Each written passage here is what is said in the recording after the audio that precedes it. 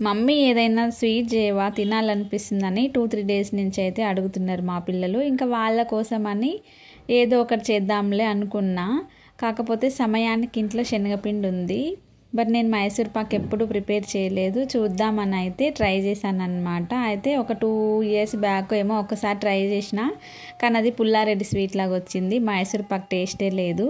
కానీ ఇంక ఇప్పుడు ట్రై చేయాలి ఎలా వస్తుందో. ఒకవేళ రాకపోతే నెక్స్ట్ టైంకి కూడా ప్రిపేర్ చేయాలి అనుకొని ట్రై చేశాను.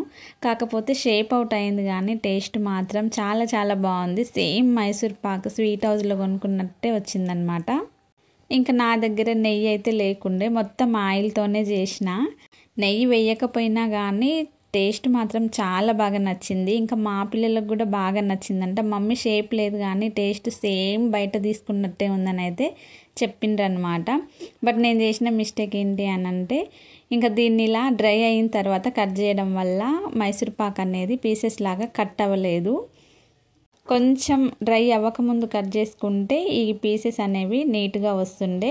కొంచెం డ్రై అయింది కాబట్టి పొడి పొడిగా కొంచెం గడ్డల్లాగా వచ్చింది. బెల్లం గడ్డలు అంటారు కదా, అట్లా వచ్చిందనమాట. మీరు ఎప్పుడైనా ట్రై చేశారా? చేస్తే ఎలా వచ్చింది ఏంటి అనేది కామెంట్ బాక్స్లో కామెంట్ చేయండి. నాకైతే టేస్ట్ చాలా బాగా నచ్చింది. మైసూర్ పాక్ అంటే నాకు చాలా ఇష్టం అన్నమాట.